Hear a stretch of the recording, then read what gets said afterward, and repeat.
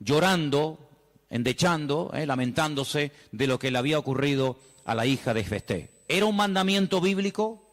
¿Era algo que Moisés enseñó al pueblo de Israel en el desierto? No.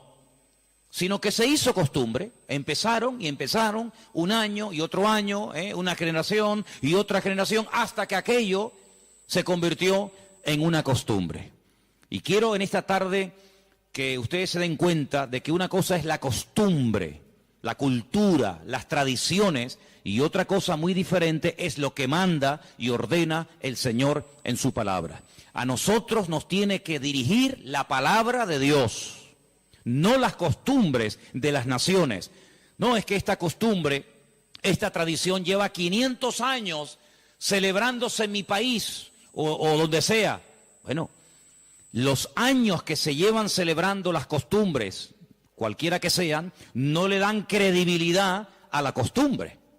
Durante muchos siglos era normal salir a una plaza pública y torturar o quemar a una persona, y todo el mundo iba como si fuera un espectáculo público, ¿verdad? Porque era la costumbre de la época. Bueno, pero eso no significa que como era la costumbre, pues está bien. Cuidado, la palabra costumbre, hábito, aparece desde un punto de vista positivo y desde un punto de vista negativo. Por ejemplo, la Escritura dice en el Evangelio según San Lucas que el Señor Jesucristo, conforme a su costumbre, iba el sábado a la sinagoga. Bueno, pero es que hay costumbres buenas, ¿sí? Y hay costumbres malas. En este caso era una costumbre que no tiene nada que ver con la palabra, pero como ya la gente lo hacía, pues el otro lo hacía y el otro lo hacía, y yo creo que ya después de años ni la gente sabía realmente el origen de esa costumbre, pero ya como que formaba parte de la cultura de la época. Quédense con ese detalle. Nos vamos al libro de Isaías, capítulo 2. Libro de Isaías, capítulo 2, versículo 6. Y dice lo siguiente, un texto, por cierto, muy interesante. Isaías 2, versículo 6. Ciertamente tú has dejado tu pueblo, la casa de Jacob, porque están llenos de costumbres traídas del oriente y de agoreros, como los filisteos que pactan con hijos de extranjeros. Uno de los reproches que el profeta Isaías lanzaba en la época en la que él le tocó servir al Señor en su ministerio es que ustedes se han llenado de costumbres que no son costumbres con una base bíblica.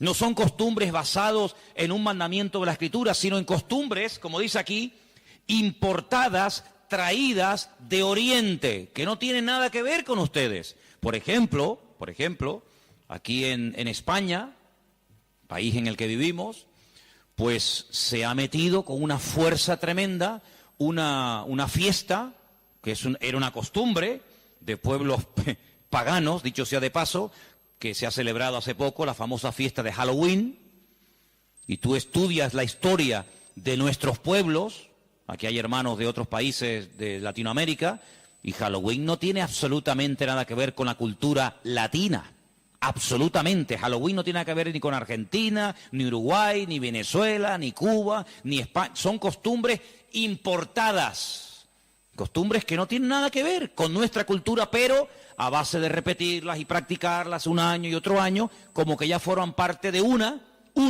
de las muchas fiestas que hay a lo largo del año. Eso precisamente es lo que dice el profeta Isaías en su época. Ustedes han abierto la puerta y se han llenado de costumbres traídas de Oriente, que no tienen nada que ver con ustedes.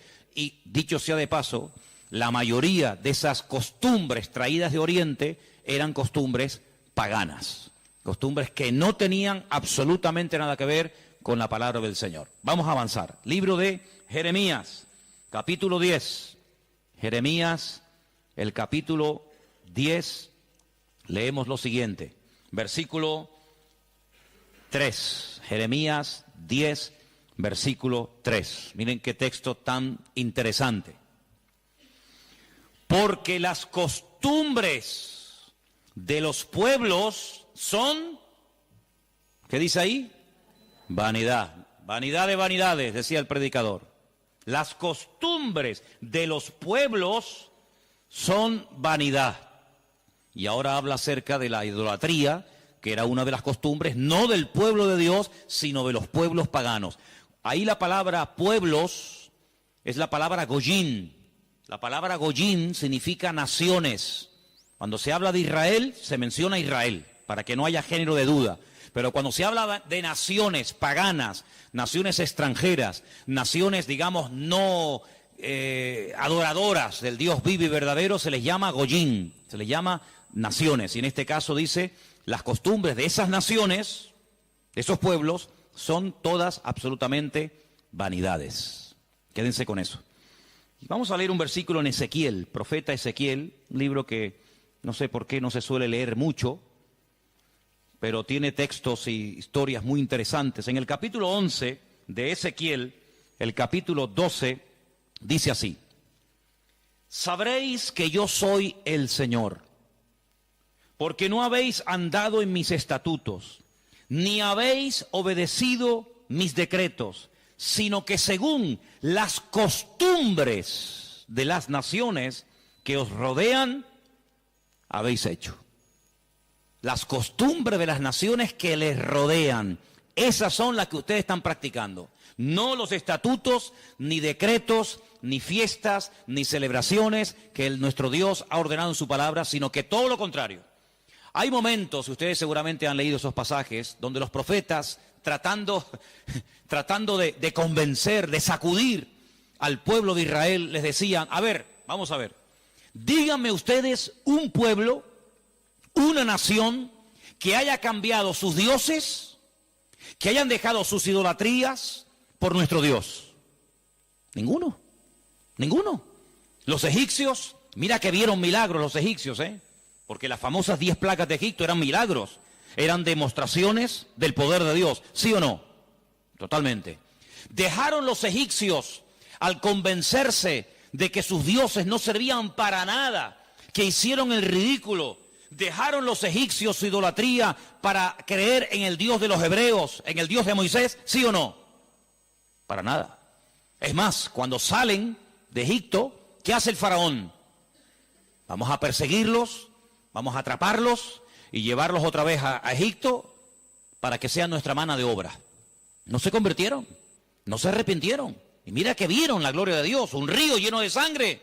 Bueno, eso es algo tremendo. Cruzaban la calle y allí la gente tenía luz y alegría y vida. Y a este lado, muerte, los animales se morían llenos de úlceras, llenos de llagas, miseria, pobreza, muerte. Oiga, aquí hay una diferencia. Esta gente pinta con sangre de cordero las puertas de la casa y no se muere nadie. Y nosotros, los poderosos egipcios, incluido el faraón, se mueren todos los primogénitos. ¿Te parece poca diferencia? Y así podríamos hablar de otras, ¿verdad? Se convirtieron, dejaron su idolatría por el Dios de Abraham, de Isaac y de Jacob. No. Daniel, en Babilonia, ¿cuántas veces vieron la gloria de Dios a aquella gente? Vieron a Daniel sobrevivir toda una noche y no ser atacado por los leones cuando lo metieron en el foso. ¿Se acuerdan, sí o no? Vieron a aquellos 3 jóvenes que les habían cambiado el nombre, que no se quemaron dentro del horno de fuego. ¿Cambiaron? ¿Recapacitaron? Ninguno. Dice, ¿cómo es posible que ustedes habéis podido comprobar que ninguna nación ha dejado sus dioses, su paganismo, para creer en nuestro Dios, y sin embargo ustedes sí lo han hecho? Dejaron al Dios vivo y verdadero para adorar a Moloch, a Milcón, a Astaroth, a Asera, a Baal. ¿Cómo puede ser eso? Pues eso fue lo que pasó. Ellos cambiaron al Dios verdadero por aquellos dioses, y dice el profeta Ezequiel en este pasaje, todo eso que habéis hecho son las costumbres de las naciones que les rodean, pero ustedes, en vez de influenciarles a ellos, que ellos se conviertan a ustedes, ha pasado todo lo contrario. Ustedes se han terminado convirtiendo a ellos. Han adoptado su forma de vivir, su forma de adorar, su forma de cantar, su forma de comportarse. Y esto es algo realmente increíble, porque esto no ha pasado nunca, nunca en la historia de la humanidad. Una nación ha dejado el paganismo, ha renunciado 100% a toda esa mentira y ha abrazado la fe única y verdadera. Sin embargo, ustedes tenían al verdadero y la han abandonado. Otros profetas utilizaban el término han adulterado, han sido infieles a vuestro Dios. ¿Para adorar a quién? Al Dios de las moscas, al Dios de los excrementos, como hay por ahí un Dios también en la Biblia que se llama el Dios de los excrementos, para adorar a las criaturas en vez de adorar al Creador. Increíble, increíble. Entonces, los profetas que hemos leído, Jeremías, Isaías, Ezequiel y también en el libro de Jueces, dicen que todo eso, esas costumbres son todas vanidades. Y entonces nosotros como creyentes, que hemos, como dice la Biblia, pasado de muerte a vida, cuando nos convertimos al Señor, cuando salimos de donde hemos salido cada uno, pues tenemos con el paso del tiempo que no solamente decirle al Señor, Dios mío, gracias por haberme salvado, gracias por haberme perdonado los pecados, sino que quiero también pedirte, quiero que me ilumines, porque a lo mejor de mi antigua vida, cuando yo no te conocía, cuando andaba en la ignorancia, cuando estaba en la idolatría, en las costumbres que practiqué yo y mi familia durante toda la vida, Señor, quiero que tú me ilumines, por si acaso todavía puede ser que en mi vida, en mi familia, en mi forma de hablar, de pensar, de vestirme, etcétera, etcétera, todavía quedar algo que no está bien, pero que como lo hace todo el mundo, pues no parece que sea tan malo. Porque si os dais cuenta, hermanos, hay cosas que se hacen hoy en día que están mal. Pero sin embargo, como las hace todo el mundo, no se ven mal. Por ejemplo, a mí una de las cosas que me llama la atención, cuando voy a lo mejor a algún supermercado, es que de un tiempo a esta parte, en la parte donde está todo lo que es los puros y los cigarrillos y todo esto, es increíble. ¿Os habéis dado cuenta lo que ponen como advertencia en las cajas de cigarrillos? El cigarrillo mata, el cigarrillo produce enfermedades pulmonares, cáncer y esto y lo otro. Pero ¿quién hoy en día iría por la calle poniéndole una multa a una persona por fumar? Nadie. ¿Por qué? Porque como lo hace todo el mundo, ya forma parte de una vida normal, pues no se ve tan mal. Pero cuidado, el que lo haga mucha gente no significa de que esté bien, ¿sí o no? Entonces puede ser que a lo mejor algunos de ustedes en algún momento se ha sentido, perdonen la expresión, como un bicho raro en su puesto de trabajo, con los amigos, con la familia, con los vecinos, ¿sí o no? Porque resulta que todo el mundo ve bien, pues ciertas y determinadas cosas que cuando vamos al manual, cuando vamos a la palabra de Dios, resulta que no solamente están mal, sino que incluso son pecado y abominación ante los ojos de Dios. Vaya usted a una manifestación de miles y miles y miles de personas a favor del aborto y párese en esa marcha y diga que el aborto es un crimen, que es un asesinato y que eso es una abominación delante de Dios. ¿Lo matan? ¿Sí o no? ¿Lo matan?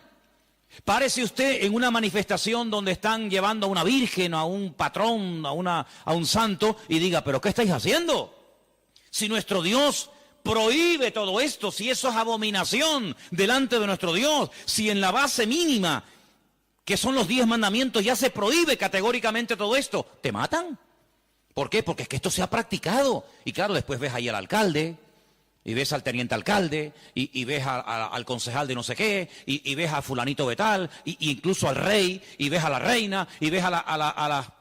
Entonces parece que como que no está tan mal porque lo practica mucha gente.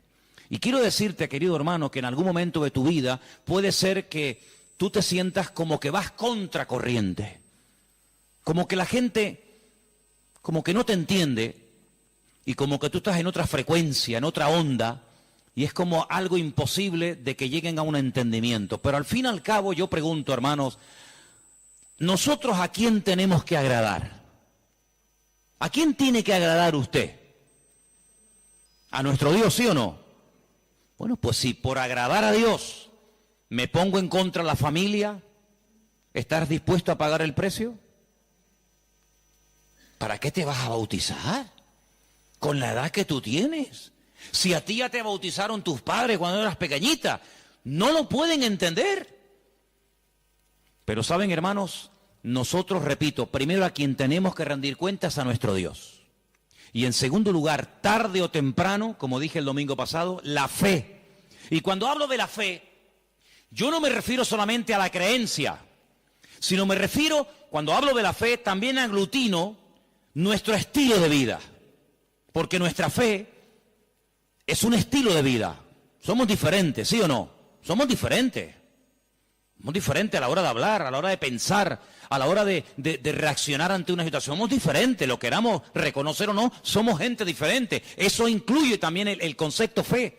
No solamente que creo en un Dios, en un cielo, en un infierno, en la Biblia como palabra de Dios, sino que la fe me lleva a una serie de cambios. Bueno, pues en ese paquete de mi estilo de vida, yo tengo que pararme y decir, lo que estamos haciendo forma parte de una base bíblica o de costumbres que se han ido traspasando de padres a hijos, de generación en generación, y yo, como he formado parte toda la vida, evidentemente, de este sistema de vida del mundo, pues las he incorporado como algo normal, pero nunca me paré a preguntarme si lo que yo estaba practicando, si lo que yo estaba creyendo era de Dios o era algo totalmente antibíblico.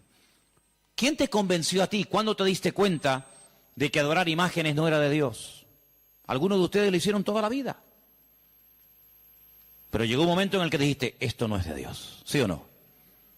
El que fue ladrón, el que fue drogadicto, el que practicó la prostitución o cualquier otro pecado.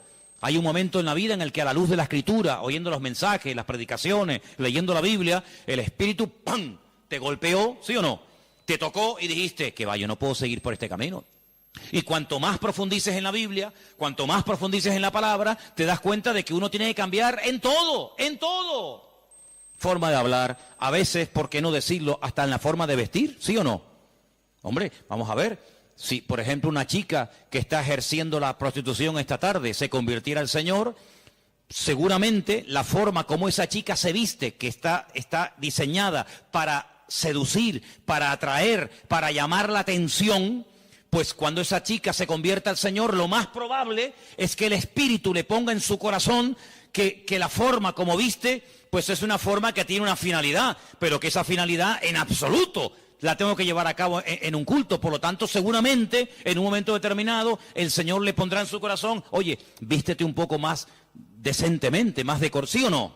Seguramente que sí. Y el que toda la vida ha estado robando o toda la vida ha estado haciendo daño, seguro que el Espíritu le va a hablar en ese área de su vida. Pero luego hay otras cosas, como hemos leído, costumbres, que como que no las vemos tan mal. Y hemos visto a la luz de la palabra de Dios, solamente les di 4 textos, están ahí grabados por si los quieren después volver a leer, 4 versículos donde tenemos que analizar y preguntarnos las costumbres, no los mandamientos, las costumbres que estamos llevando a cabo son bíblicas, son de Dios. Y ahora vamos a pasar al tema que la gente nos pregunta mucho por internet. ¿Qué opinan ustedes acerca de estas fiestas navideñas? ¿Puede un cristiano? ¿No puede un cristiano? ¿Está bien esto? ¿Está bien aquello? Bueno, lo primero que tenemos que partir de la base es la siguiente. Nadie, absolutamente nadie, desde que el cristianismo o desde que Cristo vino a este mundo, y mira que lo han intentado, nadie sabe exactamente el día en el que nació el Señor Jesucristo. Nadie. A lo largo de la historia se ha especulado, incluso, si ustedes se meten a estudiar este tema, incluso algunos llegaron a predicar y a enseñar en sus respectivos congregaciones o ministerios que Jesús nació entre marzo y abril. Otros entre septiembre y octubre. Y así diferentes opiniones.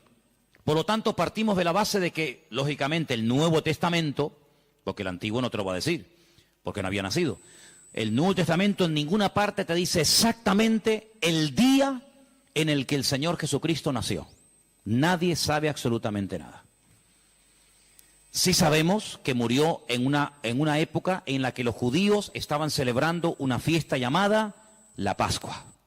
Sí sabemos que hay una fiesta que nosotros la conocemos como Pentecostés, que su nombre original es Shavuot, la fiesta de las semanas, que el Señor la utilizó para que en esos días, en ese día concretamente, pues aquel grupo que había en aquella casa fueran llenos del Espíritu Santo. Eso sí lo sabemos. También podemos saber con exactitud que el Señor Jesucristo, la noche que fue entregado y en ese lapsus de entre una hora y otra, y fue a ser crucificado, se estaba celebrando la fiesta de los panes sin levaduras que se unía a la de la Pascua. Todo eso está clarísimo. Y sabemos pues cuándo hay que celebrar la fiesta de la Pascua y la fiesta de Pentecostés y la fiesta de los tabernáculos. Todo eso lo sabemos porque está estipulado en la Biblia. Y te dice, contarás desde tal día a tal día, tanta semana. ¡Pum! Y eso es matemático. Pero en cuanto al nacimiento de Cristo, la Biblia no nos da ninguna información exacta de cuándo nació. ¿Por qué? Porque en nuestra concepción, entre comillas, cristiana, cometemos un gravísimo error. Y es que Jesucristo nació en un contexto judío, no en un contexto cristiano. Jesús nunca fue a ninguna iglesia evangélica, él toda la vida fue a sinagogas. Jesús nunca practicó costumbres cristianas. Las costumbres que él practicó y su padre y su madre y sus antepasados eran costumbres judías, ¿verdad? Por lo tanto, para nosotros se comienza a contar desde el nacimiento del niño y dice, bueno, el niño nació el 2 de octubre. Pues al año que viene, el día 2 de octubre, el niño cumple un añito. ¿Sí o no? En la mentalidad judía no se cuenta el tiempo así. En la mentalidad judía, en el momento en el que la mujer sabe que está embarazada, en el que la mujer sabe perfectamente que sí o sí está embarazada, ahí se empieza a contar. No a partir del nacimiento a los 9 meses, ¿me entendéis? Por lo tanto, ya empezamos mal. Es como, por ejemplo, cuando nosotros decimos, bueno, ahora mismo aquí en Tenerife tenemos las 8 en punto de la noche. A las 12:01 será día viernes. Eso según nuestro calendario, según nuestra cultura, según la Biblia, ya es viernes. ¿Por qué? Porque en cuanto cae el sol y ya se puede ver, aunque sea una sola estrella en el firmamento, automáticamente ya estamos al día siguiente. Entonces dice, entonces todos al revés. Bueno, hay que saber estas cosas. Nuestro calendario gregoriano, inventado, mandado a hacer por un papa, tiene 365 días. El calendario bíblico tiene 360 días. Otro dato a tener en cuenta. ¿Qué te parece? Y así podríamos contar cantidad de detalles que cuando uno va a la palabra, uno tiene que conocerlos. Porque si no ya estás partiendo equivocadamente. Y entonces decimos, el nacimiento del niño marca el momento de su nacimiento y de su próximo cumpleaños. Te vuelvo a repetir, la vida en la cultura judía, en la cultura hebrea, se cuenta a partir de la concepción, no a partir del nacimiento. Ahora bien, tengo aquí algunos datos que les voy a leer en esta tarde, que son muy interesantes, pero primeramente quiero decir lo siguiente. No sabemos la fecha exacta del nacimiento de Cristo.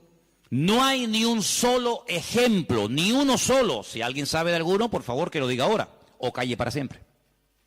No hay ni un solo ejemplo en el Nuevo Testamento de nadie que haya practicado el nacimiento de Cristo, que haya celebrado, mejor dicho, el nacimiento de Jesús.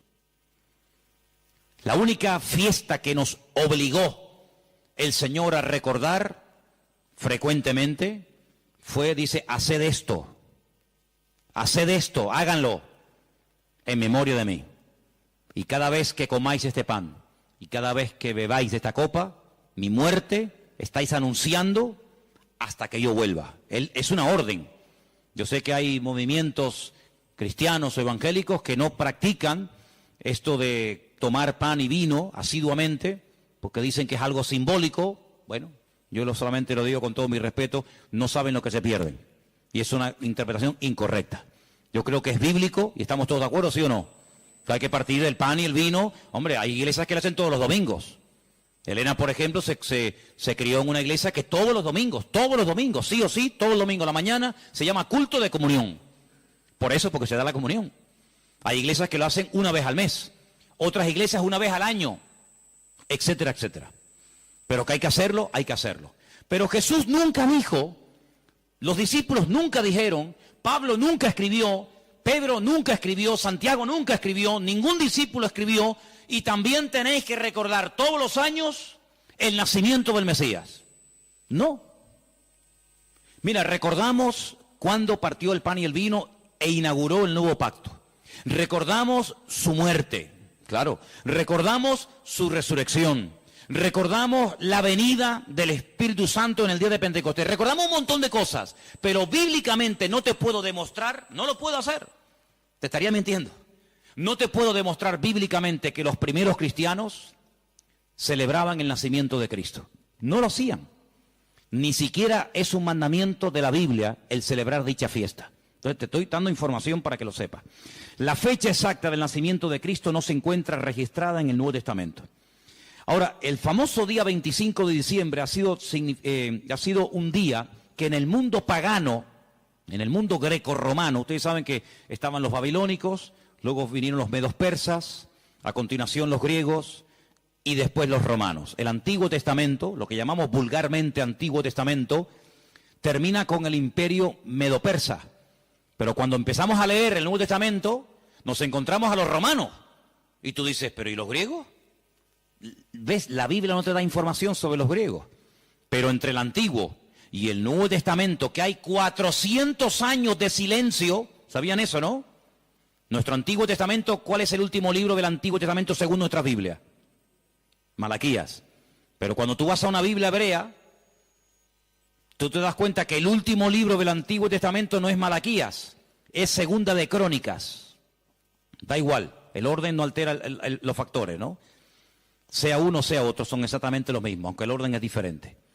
Pero cuando se termina de escribir, cuando el último profeta del Antiguo Testamento terminó su mensaje, supongamos que fuera Malaquías, hasta que encontramos al siguiente profeta predicando. ¿Y quién fue el siguiente profeta entre el Antiguo y el Nuevo predicando? ¿Quién fue? Juan el Bautista. Hay 400 años de silencio. No hubieron profeta entre Malaquías y Juan el Bautista. ¿Y cómo se guiaba la gente? Por la palabra. Ahí estaba todo escrito, todo comprimido, todo condensado, y fue un tiempo de silencio, de palabra profética, pero la palabra ya estaba escrita. Luego la gente querían palabra, vayan a la palabra, valga la redundancia. Vayan a la escritura y ahí encuentran todo. Bien. Entonces cuando vamos a estudiar la palabra de Dios, nos encontramos que ese imperio que no aparece en el Antiguo Testamento, que son los griegos, que aparece en esos famosos libros que yo he recomendado muchas veces que lean, Primera y Segunda de Macabeos, que son la familia de los Macab, que significa martillo en hebreo. Los macabeos son los que martillaban, los que machacaban. Y en estos días en Israel se está celebrando una fiesta que no tiene una base, vamos a decir, bíblica, sino es un mandamiento bíblico el cumplirla, vaya, pero que es una fiesta que en estos días ya se está celebrando, y les voy a demostrar que Cristo la celebraba, aunque no era mandamiento, Él la celebraba, y es una fiesta que se llama la fiesta de Hanukkah. Y por eso ustedes cuando van a Israel van a encontrar que hay dos modelos de candelabro diferente. Está el famoso menorá, que tiene 7 brazos, y después se encuentran la Hanukkía. Menorá es el de 7, Hanukkía es el de 9. Y tú dices, ¿qué diferencia hay entre uno de 7 y uno de 9? Bueno, te lo voy a decir. El candelabro de 7, la menorá, era el que se utilizaba primeramente en el tabernáculo y después en el templo, pues para iluminar. No había luz eléctrica, no había un interruptor y se encendía la luz, sino que se ponía aceite, ¿verdad? Se iluminaba para que el sacerdote pudiera moverse y pudiera ministrar en el templo, ¿verdad? Ya dimos en su día una explicación de que el primer versículo, quédense con este dato, el primer versículo de los primeros 5 libros de la Biblia, Génesis 1.1, Éxodo 1.1, Números 1.1, Levítico 1.1 y Deuteronomio 1.1, nos explican todo lo que tiene el menorá. ¿Cuántas palabras tiene en hebreo el primer versículo de Génesis? 7 brazos. Otra característica de la menorá la encontramos en Éxodo 1.1 y así sucesivamente, pero no voy a entrar en detalles acerca de eso. Pero en la época de los seleucidas, en la época de los griegos, déjeme que les cuente algo de historia, que es bueno saberlo. Cuando Alejandro Magno muere, dicen que era homosexual, no dejó descendencia. Es el único imperio que pervive después de la muerte del emperador, pero no en sus hijos, sino en sus generales. Por eso Daniel, cuando está en Babilonia, dice que él vio a un leopardo con 4 cabezas. Y las 4 cabezas son los 4 generales que cuando Alejandro Magno muere, se reparten en 4 pedazos el mundo que había conquistado Alejandro Magno, ¿verdad? Uno de los trozos que se reparte tenía que ver con Israel. Y allí estaba el famoso Antíoco Epifanes, que era terrible, terrible.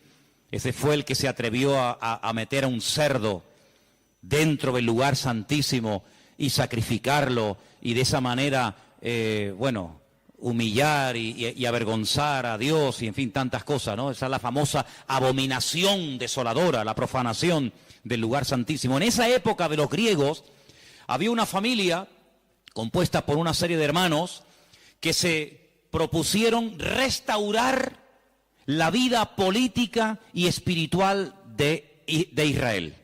Los griegos dominaban, el templo lo habían convertido en un gimnasio, habían impedido los sacrificios y aquello era un desastre. Esta familia se levanta, primero un hijo, después el otro hermano, todos murieron como mártires, es una historia tremenda. Y estos macabeos, que no se llamaban macabeos, sino una especie de apodo, los que martillaban, los que golpeaban, pelearon militarmente, cuerpo a cuerpo con los griegos y los derrotaron, los vencieron, los echaron de Israel y restauraron el culto en el templo. Pero resulta que el aceite que se utilizaba para las lámparas del candelabro, en este caso de la menorá, no llegaba, porque lleva un proceso y se tarda un tiempo en elaborar ese aceite específico para la menorá.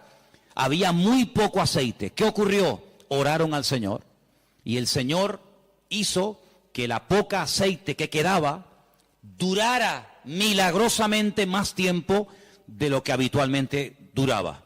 A partir de ese momento, para recordar el milagro de que el Señor permitió que el aceite durara más tiempo de lo habitual, se comenzó a celebrar la fiesta de la Hanukkah, la fiesta de las luces, la reinauguración del templo. Entonces, en esta época del año, para recordar ese milagro, se enciende con la vela del centro, cada día una vela diferente, hasta llegar a 9 velas, porque ese fue el tiempo que duró el aceite. Y eso es lo que significa la fiesta de Hanukkah. Ahora ustedes pueden ver, dice, y Jesús subió al templo a la fiesta de la dedicación del templo. Y tú dices, ¿qué fiesta es esa? Porque ahí no dice Pascua, ahí no dice Pentecostés, ahí no dice Tabernáculo, dice a la fiesta de la dedicación del templo. Pero si el templo ya estaba inaugurado cuando Cristo vivía. Pero era la fiesta en la que se recordaba la reinauguración del templo cuando los macabeos derrotaron a los seleucidas, a los griegos, y entonces esa era la fiesta de Hanukkah que Cristo la celebraba, Juan capítulo 10. Entonces Cristo, que sabía la historia de esa fiesta, dice, yo soy la luz del mundo. Y la gente sabía lo que estaba diciendo, porque así como este aceite, esta luz se enciende, yo soy ahora la luz del mundo. Y posteriormente a sus discípulos le dice, y ahora también vosotros sois la luz del mundo. Y todo está basado en algo que pasó en aquel tiempo. Entonces, cuando vamos al Nuevo Testamento, nos encontramos que nos dice la Biblia quién gobernaba en el Imperio Romano en el tiempo del nacimiento de Cristo.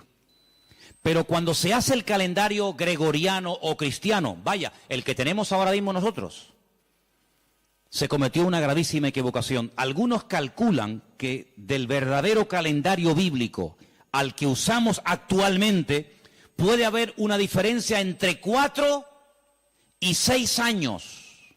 Es decir, que en vez de estar ahora en el 2015, estaríamos ahora 4 años o 6 años más de lo que estamos. Y eso es bueno saberlo, porque la Biblia nos da datos acerca de lo que va a ocurrir en cada tiempo y por eso estamos viendo profecías cumplidas nosotros en este momento, que tú dices, pero no me encaja el tiempo. Claro, no te encaja el tiempo si te llevas por el 2015, pero si te llevas por el calendario bíblico, te encaja todo de una forma maravillosa, porque Dios no se mueve con el calendario inventado por don Gregorio, sino Él se mueve por el calendario inventado y creado y dado por Él en su bendita palabra. ¿Cuántos dicen amén? Entonces, sigo leyendo esto que está muy interesante. La historia de la Navidad parece tener los primeros antecedentes entre el 320 y 353 después de Cristo. Es decir, que hasta el 350 y pico después de Cristo, ningún cristiano, ninguna iglesia practicaba o celebraba lo que vulgarmente llamamos la Navidad.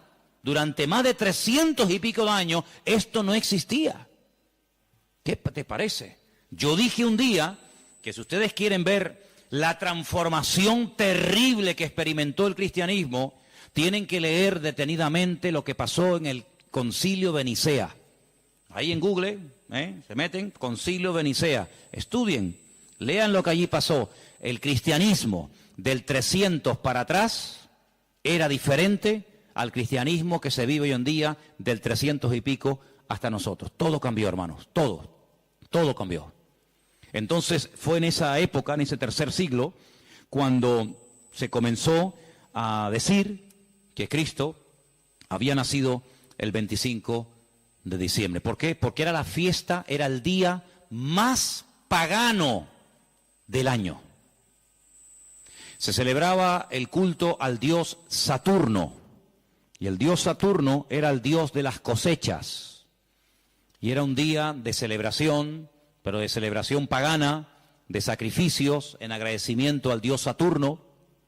Era el solsticio de invierno en el hemisferio norte, y ahí dijo alguien, bueno, vamos a utilizar el día más pagano del año cuando se adora al sol, vamos a utilizarlo y lo vamos a cristianizar para que de esa manera también nosotros los cristianos formemos parte de la festividad y de la alegría a nivel mundial.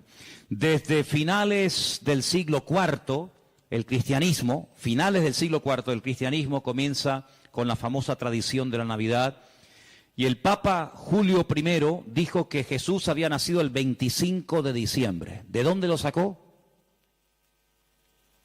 De ninguna parte, se lo inventó, porque la Biblia no dice que Jesús nació el 25 de diciembre, pero él, como era el Papa, cualquiera le llevó a la contraria. Era el día en el que se celebraba, como acabo de decir, el solsticio de invierno en la antigüedad, y era el día en el que las costumbres y las tradiciones heredadas, las costumbres y mitos y leyendas más aberrantes se llevaba a cabo, y entonces se utilizó para que la gente supiera que también Cristo había nacido en esa época, y de alguna manera pues utilizar el paganismo, utilizar las festividades, pues para decir, bueno, Cristo también nació en esta época, ¿no?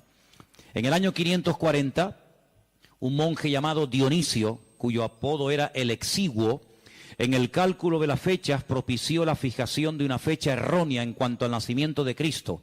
El error incluso hasta en el año, porque se cree que Jesús nació 4 o 6 años antes de lo que realmente esta gente decía.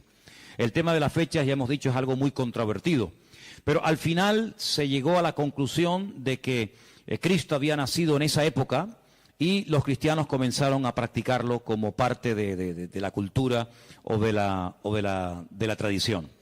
Hay muchos relatos en los que cuenta la historia que miles y miles de cristianos se dejaron matar, quemar, crucificar y torturar hasta la muerte porque se negaban a celebrar la famosa Navidad el 25 de diciembre. Así que hermanos nuestros en la fe han muerto quemados, torturados y crucificados por negarse a formar parte de una fecha inventada, creada por el hombre, rodeada de paganismo, donde una de las costumbres que había era sacrificar toros, sacrificar animales, cortarle los testículos a estos animales y colgarlos en los árboles. De ahí viene la famosa costumbre de colgar bolitas en los árboles, de la costumbre pagana de aquellos degenerados griegos y romanos que hacían este tipo de ofrendas y de sacrificios a sus dioses, y de ahí pasó. Luego se prendía fuego al árbol, pero claro, prender fuego al árbol, pues en una casa particular es una temeridad, y entonces a alguien con el paso del tiempo se le ocurrió ponerle un montón de luces para que represente aquel fuego, que evidentemente no se puede hacer hoy en día por sentido común, pero entre las bolitas y el fuego que se pone, las luces que se pone, pues es lo más parecido a aquellas bolitas que se ponían colgadas en los árboles, y al mismo tiempo las luces representan el fuego, que por cuestiones obvias no se pueden poner hoy en día. Así que Jesús no nació el 25 de diciembre, pero escuchen esto porque es muy interesante. La explicación más consistente de los historiadores es que el origen de la Navidad se tomó entre el siglo III y IV, ya lo hemos dicho, ¿verdad? El porqué de la elección de esta fecha, bueno, se relaciona con la necesidad de la reciente oficializada religión cristiana de imponerse sobre las tradiciones de los cultos paganos romanos. En aquel tiempo el mundo estaba dominado por el Imperio Romano, se adoraba a Saturno. Como el Imperio Romano a través del emperador Constantino supuestamente se había convertido, dejemos de celebrar en el 25 de diciembre la fiesta a Saturno, pero claro, ahora está todo el mundo acostumbrado a practicar el 25 de diciembre a Saturno, ¿y ahora qué hacemos? Ahora somos cristianos. Bueno, pues sigamos celebrándole igual, pero a Saturno, ya no podemos, somos cristianos. Bueno, a Saturno no, a Cristo. El mismo perro, pero con distinto collar.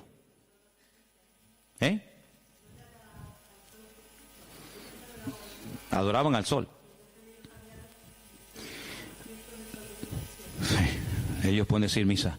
Los papas eligieron el 25 de diciembre como día del nacimiento de Jesús, como una estrategia para el proceso de expansión del cristianismo, en el que sistemáticamente se buscó absorber y fusionar toda celebración de ritos paganos con las nuevas creencias o fe de los cristianos. Por lo tanto, bíblicamente, si alguien te para en la calle y te dice que la fiesta de la Navidad, que se suele celebrar el 25 de diciembre, tiene un trasfondo pagano, no se te ocurra llevarle la contraria ni decirle que no es así, porque vas a ser el más rotundo ridículo. Efectivamente, el día 25 de diciembre era una fiesta, la fiesta más pagana en todas las culturas del Imperio Romano, donde se hacían auténticas barbaridades, sacrificios humanos, sacrificios de animales, ofrendas brutales de sangre, etcétera, etcétera.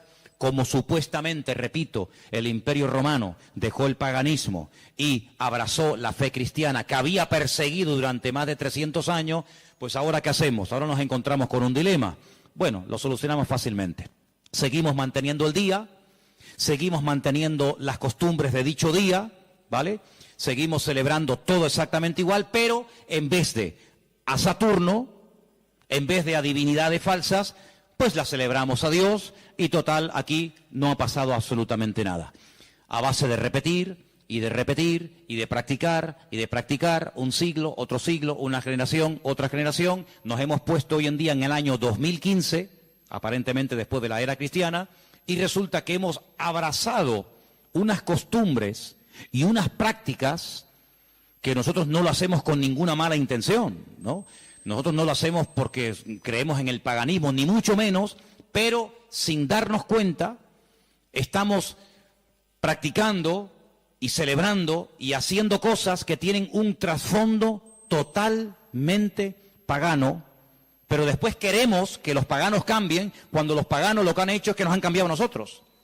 Y se han metido en nuestras casas, y se han metido en nuestras costumbres, y se han metido en nuestro vocabulario, y hemos visto, no de ahora, de hace ya muchos años, que en estos días, que teóricamente, vamos a decir, ha nacido el Señor, que no es así, ya lo hemos demostrado, pero que teóricamente teníamos que celebrar su nacimiento, resulta que se ha convertido en una fiesta, ¿de qué? De despilfarro, de derroche, de negocio, donde después se habla de la famosa cuesta de enero, porque la gente empezó a regalar y a comprar y a regalar y a comprar, a regalar y a comprar cosas que después en enero se arrepienten o no usan o quieren cambiar, y después resulta que ya el año, en vez de empezarlo libre de deudas, ya lo empiezan con más deudas, aparte de las que ya tenían del año anterior. ¿Por qué? Porque la fiesta así lo requiere. Porque si no le regalamos al abuelito, y si no le regalamos nada al niño, y si no le regalamos nada a la abuelita, o al tío, o al papá, o al sobrino, pues como que es una falta de educación, y como que falta el amor en la familia, y como que todos nos hemos vuelto locos, y nos hemos fanatizado, porque ahora somos cristianos. No, mi hermano, aquí no nos hemos vuelto locos, sino que ¿sabe lo que pasa? Que el conocimiento confronta, y el conocimiento compromete. Por eso hay gente que dice, yo prefiero no saber nada, y seguir en la ignorancia. Pero ¿sabes qué? Cuando estamos en Cristo, estamos obligados, estamos comprometidos con la verdad. Y la verdad nos hará libres en la medida, no es como un botón, la verdad os hará libres. Eso no cuesta nada decirlo. La verdad nos hará libres siempre y cuando interioricemos y practiquemos la verdad. Porque yo puedo conocer la verdad, pero la verdad si no la vivo, si no me la aplico, si no la practico y si no la interiorizo, la verdad simplemente no hace absolutamente nada.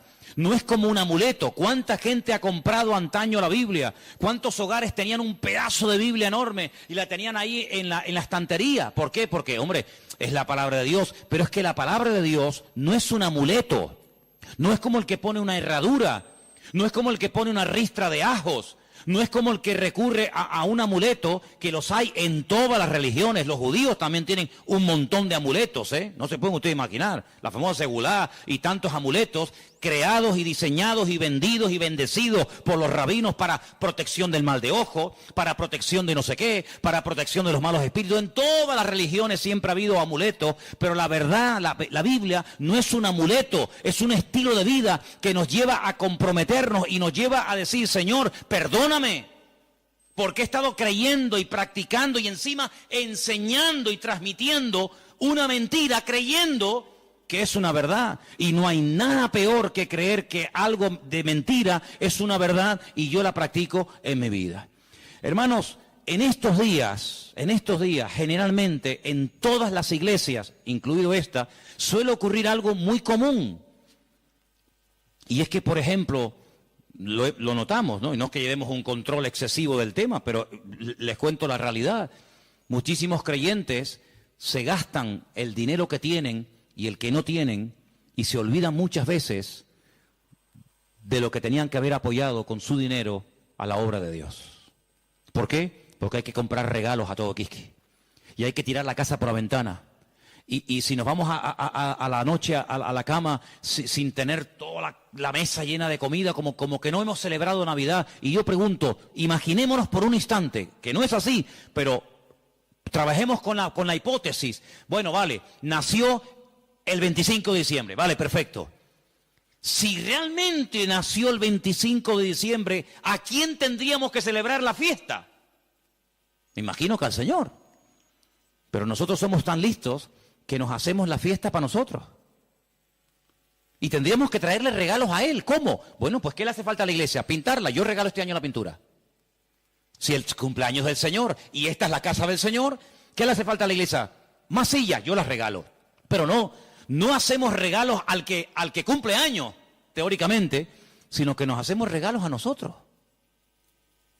A papá, a mamá, al tío, al sobrino. Y yo digo, bueno, ¿el cumpleaños de quién es? ¿Tuyo?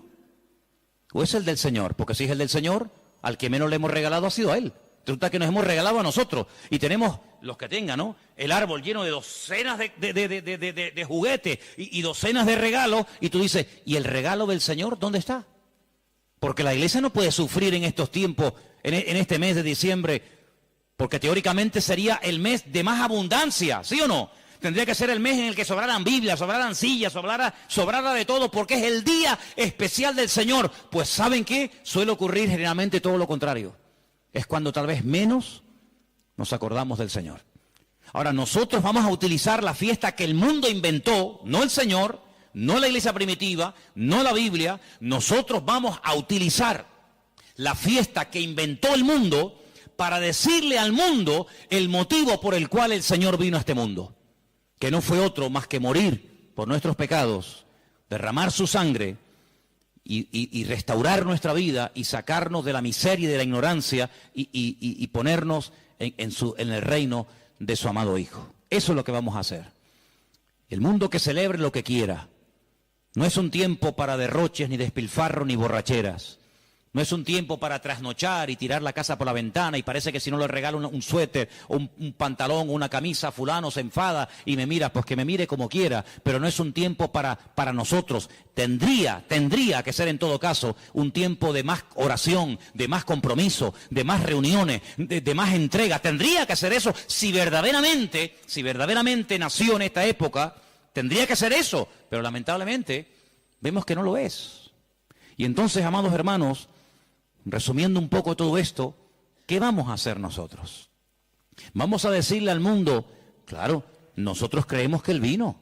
¿Cómo no lo vamos a creer? Nosotros creemos que Él nació y que Él vivió en esta vida y que Él murió y que Él resucitó y que digan lo que quieran, pero vino con propósito. Vino con un objetivo, no vino para entretenernos, no vino para que ahora en diciembre tiremos la casa por la ventana, luego en abril, marzo, abril, volvamos a recordar toda la tragedia de la sangre, de la muerte, de Pilato, de la crucifixión, de la tumba, de los latigazos, etcétera, etcétera, y el resto del año. No, hermano, no vamos a dejarle al mundo que nos diga cuándo y dónde tenemos que celebrar lo que tendríamos o no que celebrar.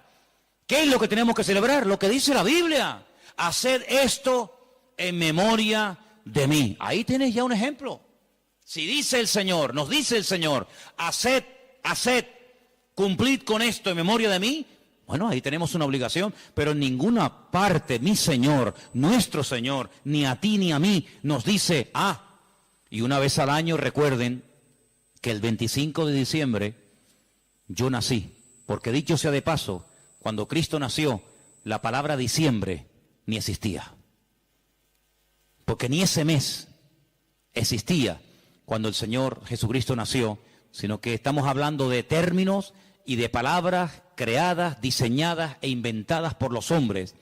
Y quiero que este año sea diferente, debe ser diferente este año en nuestras casas. Lo dije hace mucho tiempo, cuando pongamos la mesa y nos juntemos los hermanos, los amigos, los familiares, etcétera, pongan en la mesa un cubierto como si Él estuviera sentado en la mesa con nosotros. Para que cuando venga un inconverso te diga, oye, ¿y ahí no se va a sentar nadie? Sí, ahí está sentado esta noche el Señor con nosotros. ¿Y eso? Sí, porque queremos que el Señor esté sentado en nuestra mesa. Porque si el Señor no está sentado en esta mesa, ¿qué rayo estamos celebrando nosotros aquí esta noche? ¿Qué estamos celebrando? ¿Un banquete? ¿Qué estamos celebrando? Si el Señor no está sentado en esta mesa, ¿qué hacemos aquí tú y yo? Es una cena normal y corriente como cualquier otra, pero queremos invitar al Señor a nuestra casa. Queremos que coma con nosotros, que viva con nosotros, que duerma con nosotros, que entre con nosotros, que salga con nosotros. Nuestra vida no gira en torno a fiestas, porque nuestra fiesta se llama Cristo. Y nuestra fiesta